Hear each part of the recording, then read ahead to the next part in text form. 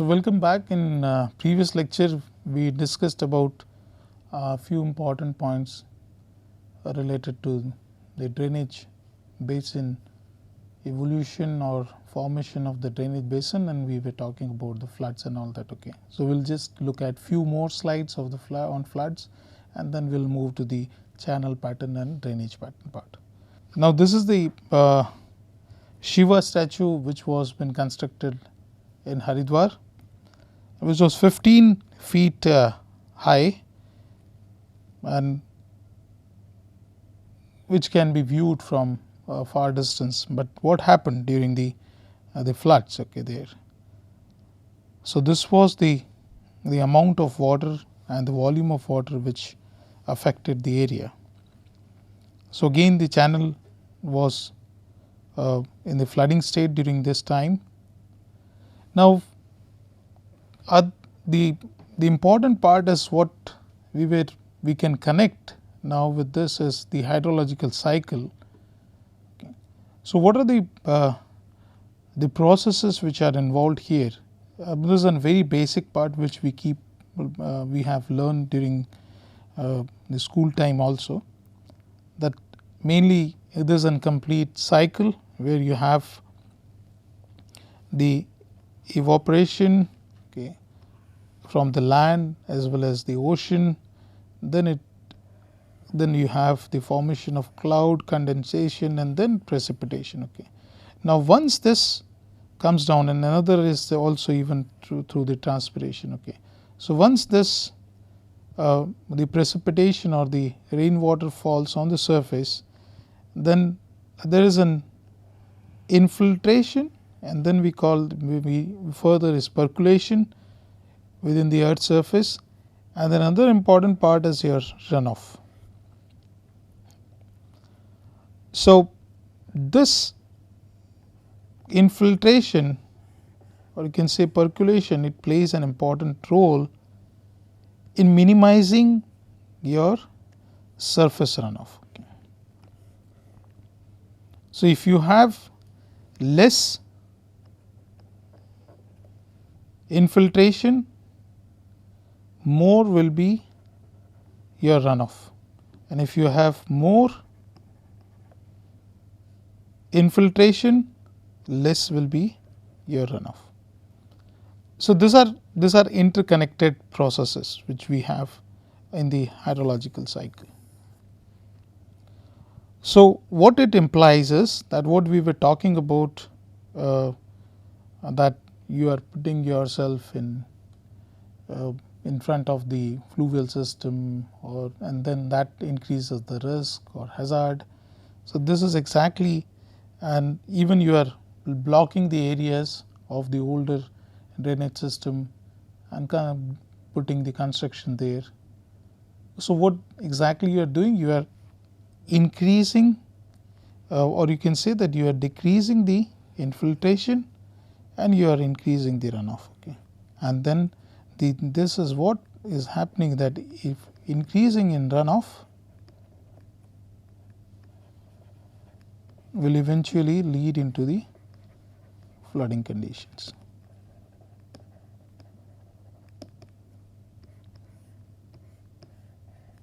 And in many locations we have come across that this flooding state will be achieved very fast.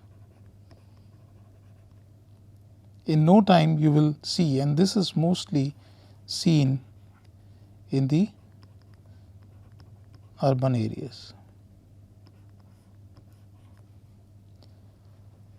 So, process is very simple here, that if you are having the less infiltration percolation, more will be your runoff, more infiltration percolation, less will be the runoff. So, this will reduce the flooding. Okay.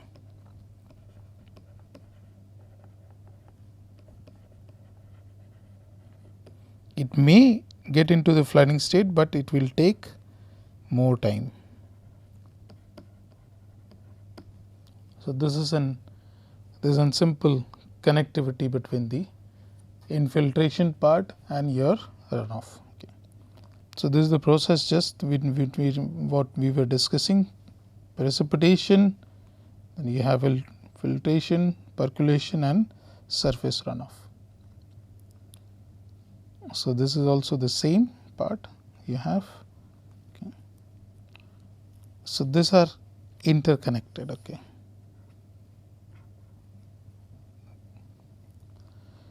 Now, if you try to look at what we were talking about, the longitudinal profile or the river profile.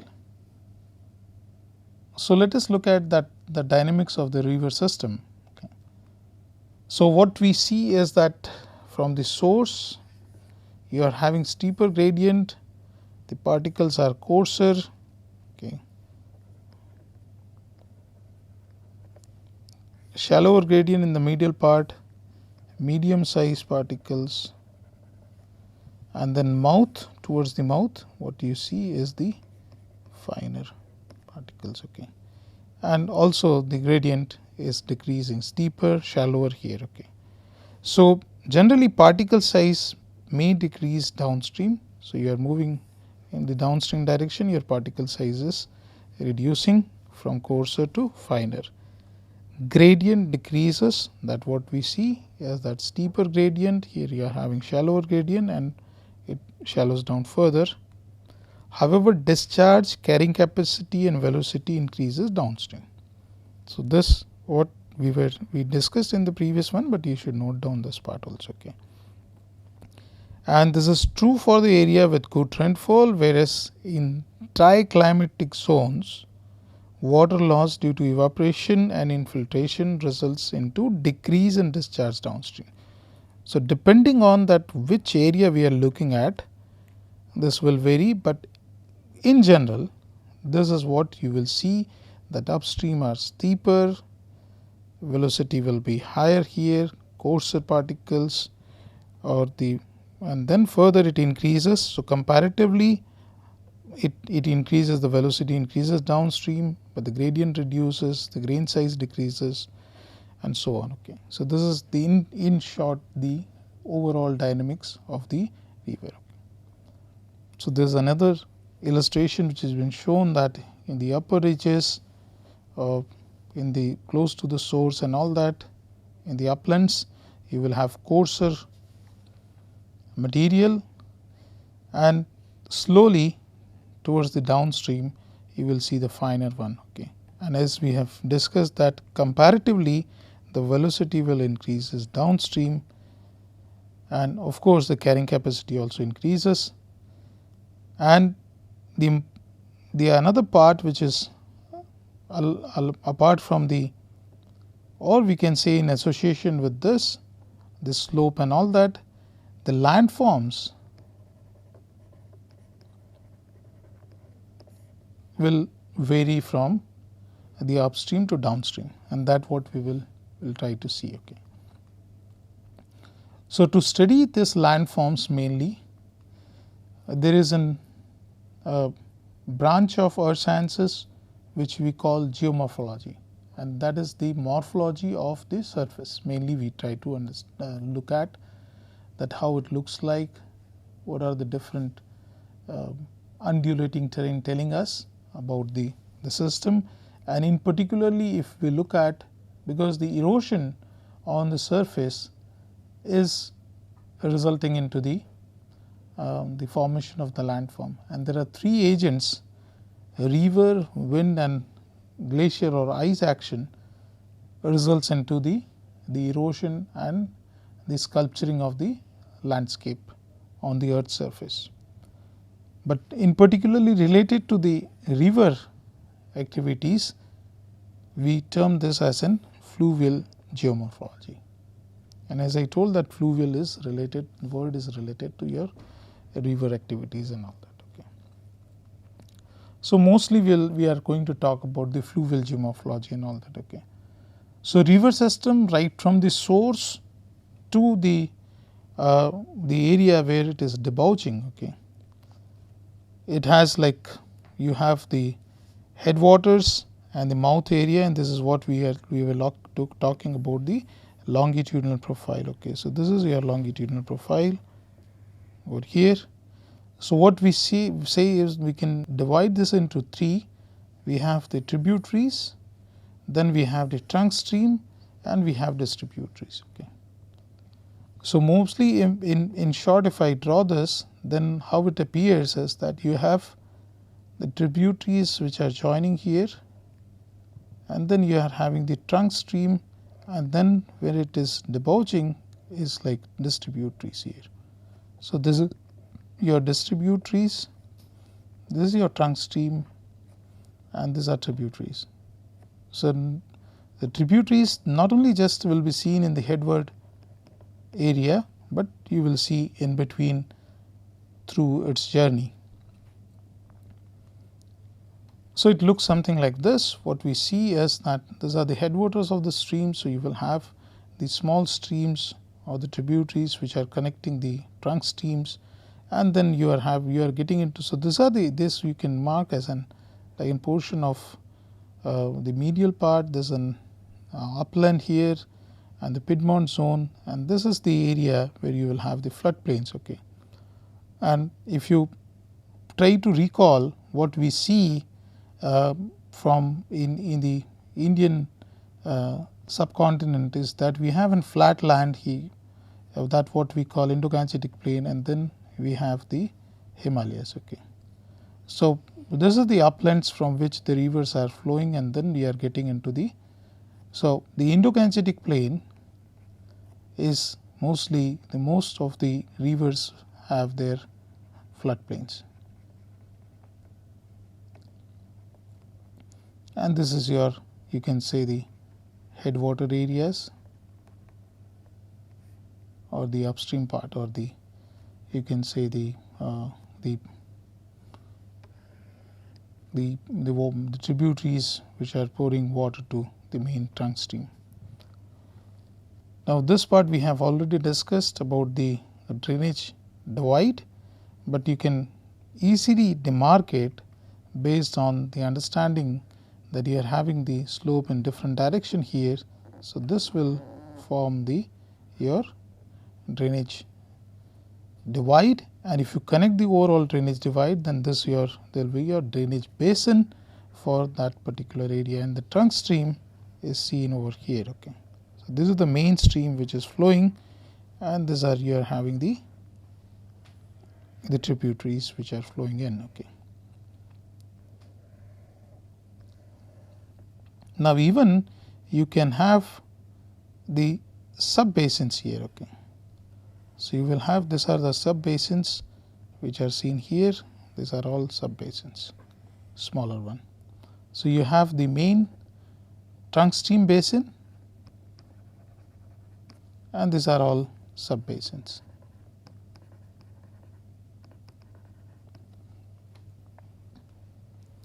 So a river system consists of a main channel, that is what a trunk stream, and all of the tributaries that flows into it or joining the trunk stream.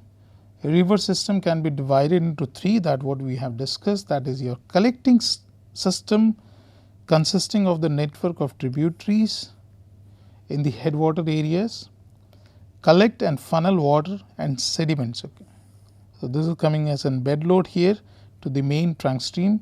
Then transporting system. So trunk stream will carry all the material which has been supplied to it further downstream, and that will also be responsible for the erosion and deposition, and that will lead into the formation of different landforms. And finally, what we call the dispersing system consists of network of distributaries, and these are distributaries are usually seen when any trunk stream or the main rivers debouch it into the ocean or any water body.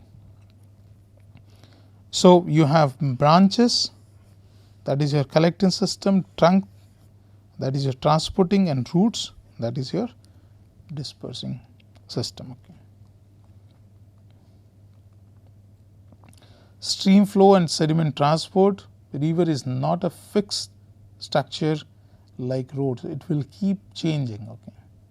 So, this also we will talk when we are looking at the landforms in the Indo-Gangetic plains, because we need to understand that how these channels will shift or they will migrate from one place to another place. They are not the fixed structures on the earth's surface, subject to change their course under the influence of natural processes. Rivers are complex network, interconnected channels with tributaries, respond to change due to regional climate change or local weather or amount of variability in the flow and sediment supply and size. So, sometime what we see is that there is an excess amount of sediments coming into the trunk stream or the main channel, the pattern will change. It can also result into the formation of natural dams, that is your ponding condition, and the ponding condition will result into the downstream changes of your channel pattern and all that. So, these are few things which one can easily try to understand, identify and demarcate using the remote sensing data. Now, in general we have like three major channel pattern. So, these are the channel, what we are looking at is channel pattern. Drainage pattern we will look at later. So, one is your straight channel pattern, second is the meandering, and third is the braided one. So, these are the three main channel pattern, and we can have the combination of these three also. So, we will see how they are responsible for the formation of the landforms and how dangerous they are in terms of the hazard also. So, in the straight channel what you see is that the maximum velocity will be in the central portion. That is, your pool will be in the central portion, and that will have a tendency of erosion. So, this portion will be deeper. So, if you look at the cross sectional profile here, then you will see something like what is been shown here. So, you have gentle part here, but this portion will be deeper. So, this is a deeper part. Second is your meandering channel. Now, meandering channel, the darker blue portion has been shown here. This is the deeper portion, and if you see this one here, similar to this, because this is an outer edge of the channel is flowing in this direction. So, this is an outer edge. So, this is an erosional one. So, this is an erosional bank you will have, and this side you will have the deposition.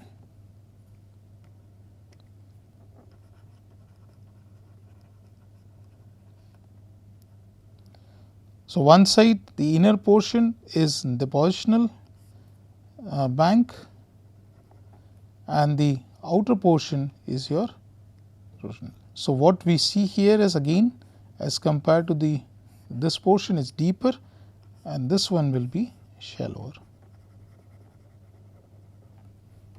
So, if you look at the cross section, this is what has been shown here, that this you are having shallow, and as you move further towards the erosive side, this will become deeper. So, this is another important part which you should remember in terms of the meandering channels. So, outer part erosional, deeper, higher velocity again, because this will have higher velocity,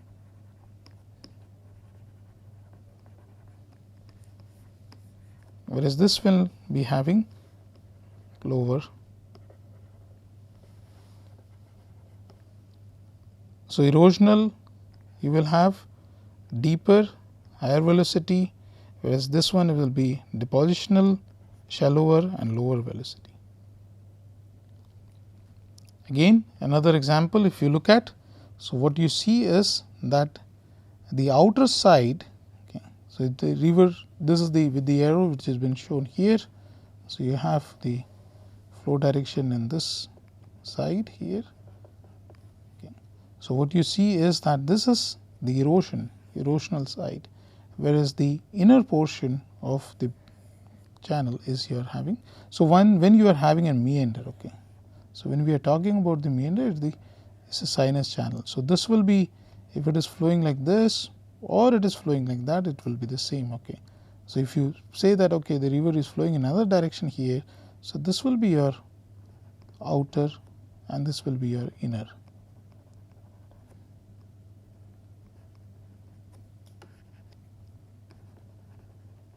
So, this is what you will see. Okay. So, both the cases you will see the same pattern. So, you are having, if you are having in the direction here, then this will be the part of erosion, this will be the part of deposition. Okay. And the cross section what you see here, as I discussed, will be something like this. So, as you move towards the outer part, this will be having deeper side. Okay. So, this is having the deeper, and also as I told that velocity will be higher velocity. So, we should know that if you are coming across such areas, this portion should be avoided actually for the construction. So, this is straight one, as we discussed in the previous, the channel will be more or less like this, and in this case we are having the outer here. So, this will be erosional, this will be depositional, and you are having the channel cross section will be seen like this. Okay. And this is what has been shown here, is that if you take this portion over here, this area, and see what you look at here. So, this you are having a tendency of the channel will be to migrate in this direction, because this will keep eroding here, it will erode here, and there will be a deposition here. Okay, and it will keep moving further. So, first it will come here, then second it will go like this over here. So, you will have an erosional pattern. Okay. So, I hope that you understood what is the pattern, meandering pattern, and what are the different parameters which are related in terms of the erosion and deposition. Now, coming to the other part, actually this part also we will discuss later, but of the levees, but usually the levees are difficult to see in the field, but what if you take the cross sectional area of cross section of the channel here, okay, then how it will look like is that you will see that there is an elevated portion here, then you go down here, and then you are having. So, this is a levee mainly. So, this has been termed as the elevated portion. So, this will have a slope away from the channel. Okay. This will have a slope, so it will be slightly higher here, and then it will be sloping away from the channel, and these are typically termed as the levees. Okay.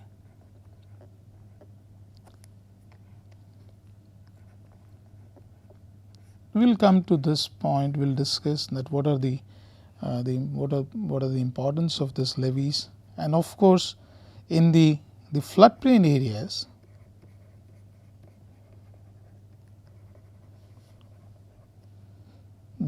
the back swamp formation of the back swamp is most common.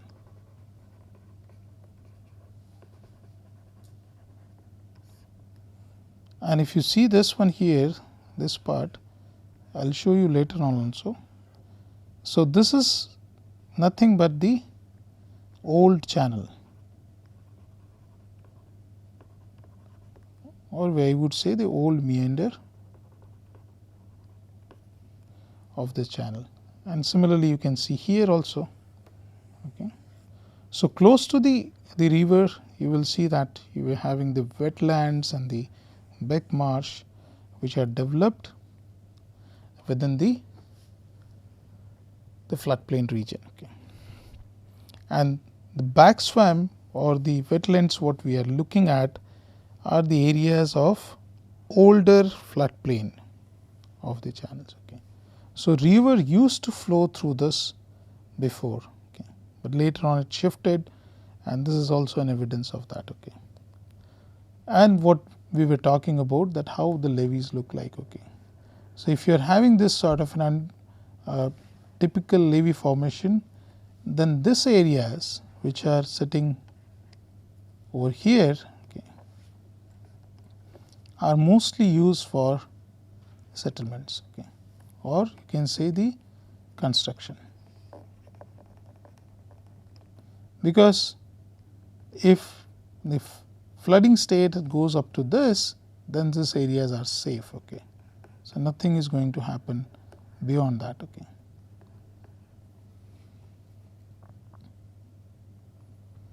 So, meandering pattern, as we have discussed. So, in contrast to the braided channels, we will come to this. What are the braided streams? Meandering rivers typically contains one channel that winds its way across the floodplain. Okay. So, it will be like a sinus channel, which you will see like that. Okay.